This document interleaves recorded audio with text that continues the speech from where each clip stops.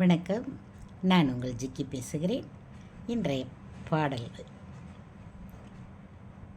படைத்தவன் மேல் பழியும் இல்லை, பசித்தவன் மேல் பாவம் இல்லை, கிடைத்தவர்கள் பிரித்து கொண்டால் உழைத்தவர்கள் தெருவில் நின்றார்.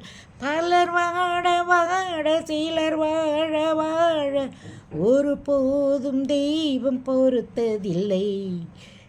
கொடுத்ததெல்லாம் கொடுத்தார், அவர் யாருக்காக கொடுத்தார்?